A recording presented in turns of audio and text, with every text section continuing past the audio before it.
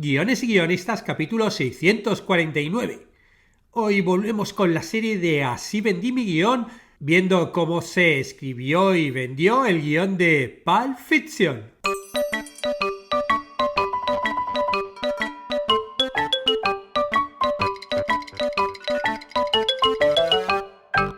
Buenos días a todos. Bienvenidos a Guiones y guionistas, el podcast con el que todos podemos aprender a hacer guiones y en el que el guionista es el rey y la guionista la reina. Yo soy David Esteban Cubero, vuestro anfitrión, y cada semana salimos al aire con 2 programas en los que vemos un nuevo elemento, técnica o herramienta para que sepáis más del atractivo mundo de los guionistas y el sorprendente arte de los guiones. Hoy continuamos con la serie del podcast llamada Así vendí mi guión, que hemos dedicado a cómo se escribieron y vendieron guiones famosos como por ejemplo El indomable Will Hunting, Rocky y Juno, que ya hemos visto. Hoy nos toca otro guión que también ganó el Oscar, Pulp Fiction. Y como venimos haciendo la serie, nos lo va a recordar su propio guionista, Quentin Tarantino. Pero antes recordaos como siempre que en cursosdeguion.com podéis aprender todo lo necesario para escribir guiones y convertiros en guionistas. Ya tenemos más de 90 cursos a día de hoy, entre ellos por ejemplo el curso de recursos narrativos que terminamos hoy con la última clase que hemos dedicado a el nudo gordiano, ¿no? Un elemento que nos puede ayudar a desbloquear una historia y nunca mejor dicho. Bueno, pues vamos a ver en qué consiste este recurso y cómo podemos utilizarlo en nuestras historias. Así vendí mi guión, Pulp Fiction, por Quentin Tarantino. Comenzamos con una adivinanza. ¿Sabes dónde escribí el guión de Pulp Fiction? Sí, soy Quentin Tarantino. ¿Quién si no te haría esa pregunta? Te voy a dar 2 pistas. La primera es que no fue en Estados Unidos y la segunda está en las primeras escenas de la película y no es París. Te recuerdo el diálogo en el que sale. Es cuando Vincent dice: ¿sabes qué es lo más divertido de Europa? Y Jules le contesta: ¿qué? Son las pequeñas diferencias. Mucha de la misma mierda que tenemos aquí la tienen allá, pero allí son un poco diferentes. ¿Ejemplo? Bueno, en Ámsterdam puedes comprar cerveza en una sala de café, de cine.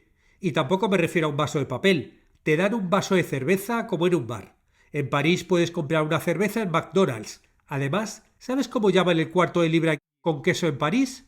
¿No lo llaman cuarto de libra con queso? No, tienen el sistema métrico ahí. No sabrían qué carajo es un cuarto de libra. ¿Cómo lo llamaron? Royal con queso. ¿Royal con queso? ¿Cómo llamarían a un Big Mac? Un Big Mac es un Big Mac, pero le llaman Le Big Mac. ¿Cómo llaman a un Whopper? No lo sé, no entré en Burger King. A finales de 1992 pasé 3 meses en un apartamento de Ámsterdam sin teléfono ni fax, escribiendo el guión de Pulp Fiction. Tenía 30 años. El guión que llevé en el avión vuelta a Los Ángeles estaba escrito a mano y repartido en 12 cuadernos, y era un auténtico follón. Para pasarlo a un formato legible para los agentes y productores de Hollywood, conté con la ayuda de mi amiga Linda Chen, mecanógrafa y secretaria de Robert Towne, el escritor de Chinatown. Chen recuerda que mi escritura era desastrosa. Era prácticamente analfabeto. Había unos 9.000 errores ortográficos o gramaticales por página. Cuando ella los corregía, yo intentaba volver a ponerlos porque me gustaban. Chen no cobró nada por pasar a limpio el guión.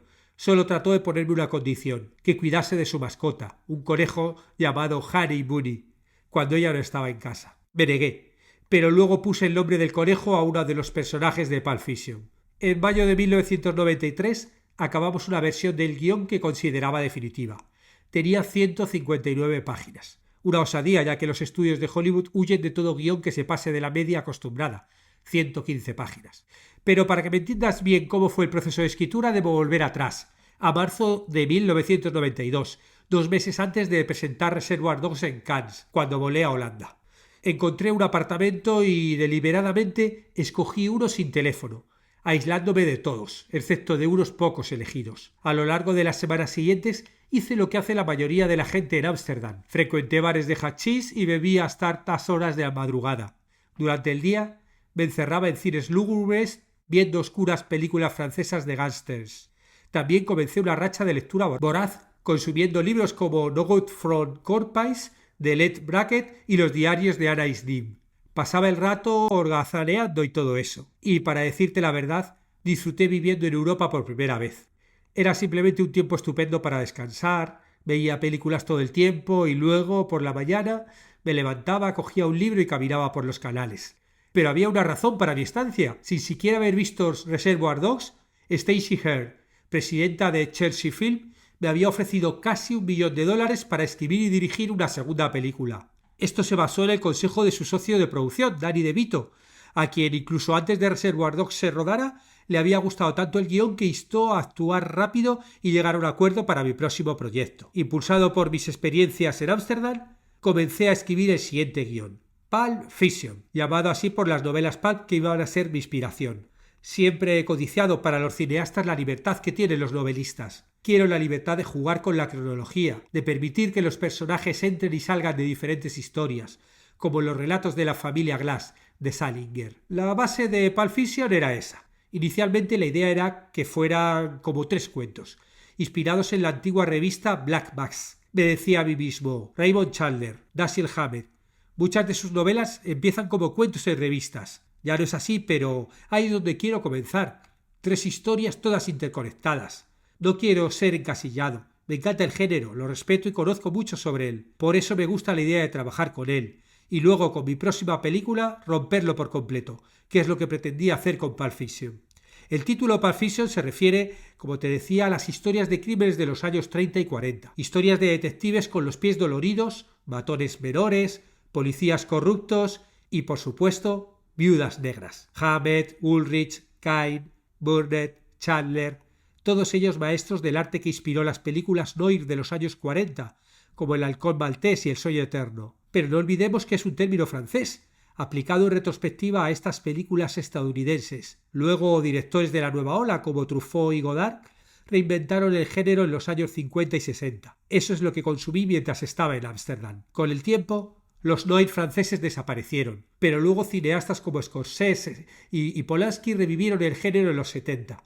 El género estaba listo para un renacimiento, pero yo quería acercarme al espíritu del cuento de la literatura original. Así que opté por usar 3 tramas principales para lograrlo.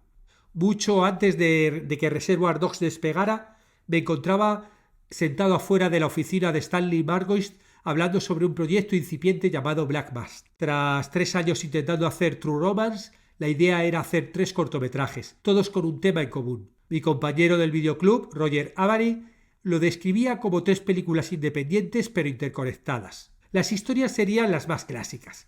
El tipo que debe eliminar a la chica del jefe, pero con la condición de no tocarla, el boxeador que debe perder la pelea, pero decide no hacerlo, y la tercera, la que me encanta, es como esos primeros minutos de películas de acción. 2 sicarios van y eliminan a alguien. La idea era pasar el rato con esos 2 sicarios y ver qué más ocurre. Me encantaba la idea de que cada uno de esos personajes pudiera ser el protagonista de su propia película.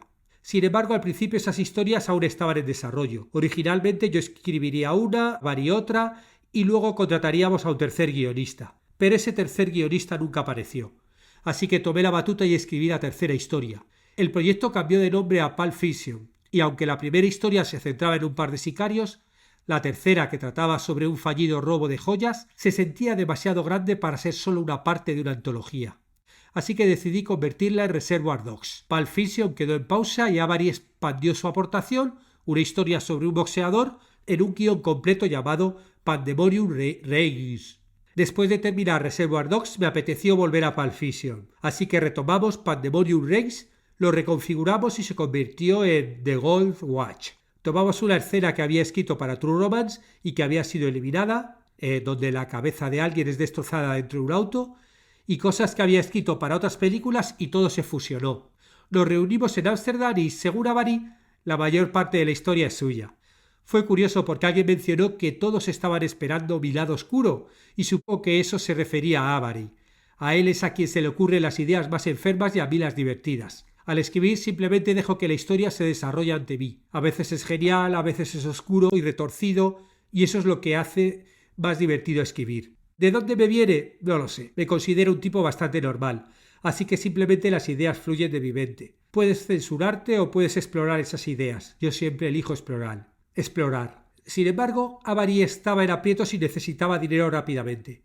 Una de las razones fue el matrimonio y la otra fue ir a Cannes para hacer Killing Show. así que me vendió su participación en la historia por el mínimo establecido por el gremio de escritores y se conformó con un crédito por historia. Así que el crédito oficial quedó como escrito y dirigido por mí, Quentin Tarantino, historias de Quentin Tarantino y Roger Avary. Como dice Avary, no hay una regla definida. El gremio de escritores puede decirte que sí, pero no hay una regla definida sobre lo que significa o no. Es como preguntar qué significa el crédito de un productor asociado. En este caso, él aceptó el trato que le ofrecieron. El reconocimiento llegó la noche del 27 de marzo de 1995, cuando la Academia nos decidió otorgar el Oscar al mejor guión original, tanto a mí como a Avary. Sin embargo, Avary y su abogado tuvieron que luchar para que su nombre apareciera en los agradecimientos de prensa de Miramax. ¿Quieres saber cómo conseguí $900,000 para escribir el guión y dirigir Pulp Fiction? En la premiere de Terminator 2, a finales de 1991, tuve la oportunidad de conocer a Danny DeVito. Fue una conversación breve, de apenas 10 minutos, pero dejé una fuerte impresión en él. Recuerdo que me dijo: «Hablas incluso más rápido que Martin Scorsese», y en ese momento DeVito me sorprendió al decir: «Quiero firmar un contrato contigo para hacer tu próxima película, sea lo que sea». Bueno, volviendo al final, cuando Danny DeVito recibió el guión, esas extensas 159 páginas, quedó absolutamente encantado. Sin perder tiempo comenzó a presentarlo a varios estudios, pero para mi sorpresa todos lo rechazaron argumentando que era demasiado violento. Recuerdo que un ejecutivo de TriStar me contó que la escena en la que Vincent Vega le dispara a Marvin en el coche fue el punto de quiebre para él. Me contó que días antes había estado en una recepción en la Casa Blanca donde se discutió sobre la necesidad de reducir la violencia en las películas de Hollywood. Me advirtió que esa escena sería un desastre y que recibiría críticas feroces. Sin embargo, se equivocó. Para sorpresa de muchos, la audiencia encontró esta escena divertida. Con todos los estudios rechazando el guión, a DeVito solo le quedaba una opción: Miramax, conocidos por ser los reyes del cine de autor en Hollywood y que ya habían comprado los derechos de Reservoir Dogs. Harvey Weinstein, el jefe de Miramax y un icono del cine independiente, no había terminado de leer el guión cuando decidió que quería comprar los derechos. Lo irónico de todo esto es que Pulp Fiction iba a ser técnicamente una película de Disney, ya que Miramax pertenecía a la gran factoría en ese momento. Aunque por acuerdo, Miramax tenía total libertad para producir lo que quisieran. Weinstein, queriendo asegurarse, decidió hablar con Jeffrey Katzenberg, el jefe de Walt Disney Studios. Katzenberg, después de leer el guión, le dio su bendición diciéndole: «Este es uno de los mejores guiones que he leído, pero ten cuidado con la escena de la heroína».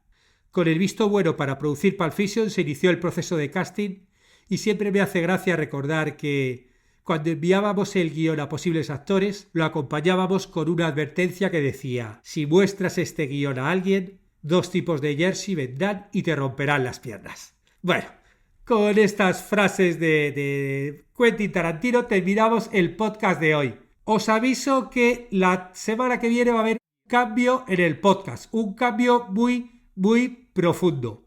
Lo contaré en el próximo podcast, el del jueves que viene, porque a partir de la semana que viene, viene un nuevo futuro. Muchas gracias a todos. Estaremos esta semana los martes y jueves con nuevas técnicas, estrategias y análisis para que aprendamos entre todos a ser mejores guionistas. ¡Hasta pronto!